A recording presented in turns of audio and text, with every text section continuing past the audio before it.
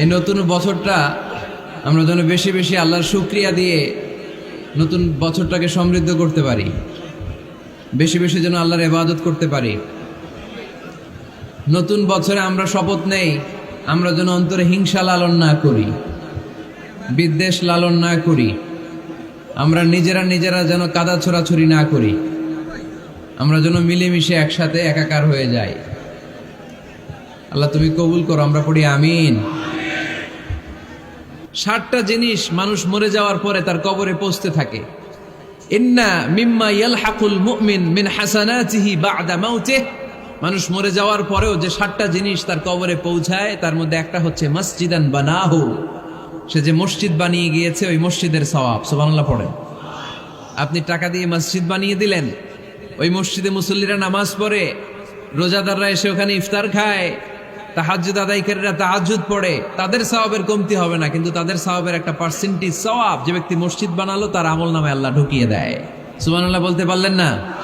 হে নামাজি আমার ঘরে নামাজ পড়ো আজ, দিল মে তোমার চরণ তলে কবরে দিও ভাই, যেন গড়ে হতেও মুয়াজ্জিনের আযান শুনতে পাই।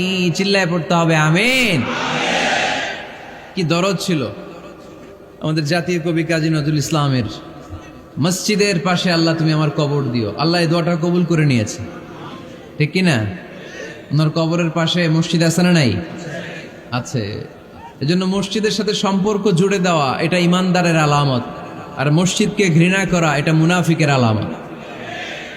এজন্য আমরা যেন আমাদের হৃদয়টাকে মসজিদের সাথে জুড়ে দেই, মসজিদের সাথে যেন সুসম্পর্ক থাকে। মসজিদ সবার, মসজিদ নিয়ে দলাদলি নাই। দলাদলি আছে অনেক জায়গায়, হানাফি মসজিদ, আহলে হাদিস মসজিদ, এরকম আমরা দেখি বা শুনি। এটা ঠিক না। হানাফি মসজিদ বলে কোনো কথা নাই, আহলে হাদিস মসজিদ বলে কোনো কথা নাই। মসজিদ সবার।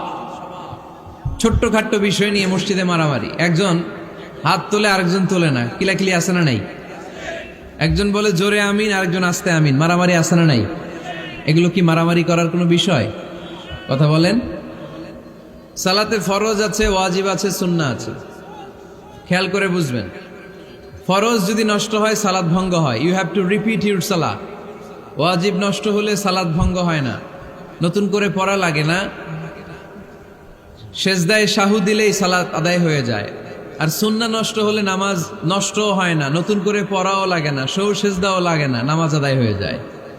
সুন্নাহ নষ্ট হলে, এই যে হাত তোলা না তোলা এটা সুন্নাহ, আমিন জোরে বলা না বলা এটা কি সুন্নাহ, যেটা কোনো কারণে কেউ না করলেও তার নামাজ কবুল করে নিবে কে? আর এই সব সুন্নত লই আমগো দেশে গিলাগিলি। মৌলভীবাজারে মাশাআল্লাহ এগুলা নাই, এখানেও আছে। এগুলার অবসান ঘটুক, আমরা চাই কি চাই না? আর কত এই ছোটখাটো বিষয় নিয়ে আমরা এই বিভেদের প্রাচীর আর দেয়ালকে উঁচু করব আমাদের মাঝখানে? কবে আমরা ঐক্যের সিন্ডিকেট করব?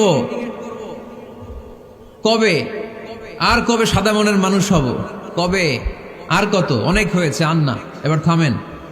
বিভেদের প্রাচীরকে ভেঙে চুড়িয়ে দেন। ঐক্যের এমন সিন্ডিকেট করতে হবে যাতে কোনো অপশক্তি এই ঐক্যকে ভাঙতে না পারে, বানচাল করতে না পারে। চিল্লায় বলেন ঠিক কিনা? এজন্য মিউচুয়াল রেসপেক্টের দরকার, পারস্পরিক শ্রদ্ধাবোধ সব ক্ষেত্রে, রাজনীতিতে, সামাজিক অ্যাক্টিভিটিসে, আমাদের আলেম ওলামাদের মধ্যে পারস্পরিক শ্রদ্ধাবোধের দরকার, মিউচুয়াল রেসপেক্ট। কেউ কাউরে রেসপেক্ট করে না, আমি যেটা বুঝছি এটাই সব, বাকি সব হারাম, এরকম বলে না অনেকে? এরকম যেন না করি। তাহলে মসজিদ সবার। মসজিদ, আল্লাহর হাবিব সাল্লাল্লাহু আলাইহি ওয়াসাল্লাম খ্রিস্টানদেরকে মসজিদে ঢুকতে দিয়েছেন, আর আমরা মুসলমান ভাইয়ের জন্য মসজিদে তালা ঝুলাই দেই, আছে না নাই? আল্লাহর হাবিব সাল্লাল্লাহু আলাইহি ওয়াসাল্লাম কোথাও গেলেই প্রথমে মসজিদ বানাতেন। কি বানাতেন? মসজিদ বানাতেন। মক্কা থেকে হিজরত করে মদিনায় আসলেন, কোবায় থাকলেন কয়েক সপ্তাহ। কোবা পল্লীতে তিনি মসজিদ বানালেন, মসজিদ কোবা। ওখানে প্রতি শনিবার কেউ যদি অজু করে ওখানে যে 2 রাকাত নামাজ পড়ে, একটা কবুল ওমরার সওয়াব আল্লাহ তাআলা তার আমলনামায় দিয়ে দেয়। মসজিদে কোবা বানালেন। তারপরে মদিনায় এসে মসজিদে নববী বানালেন আল্লাহর হাবিব সাল্লাল্লাহু আলাইহি ওয়াসাল্লাম, মসজিদে নববী। এটা ছিল আল্লাহ রাসূল সাল্লাল্লাহু আলাইহি ওয়াসাল্লামের বৈশিষ্ট্য। কোথাও গেলেই তিনি মসজিদ বানাতেন, মসজিদে নববী। হায় রে, এখন তো কত সুন্দর মসজিদ আমরা দেখি।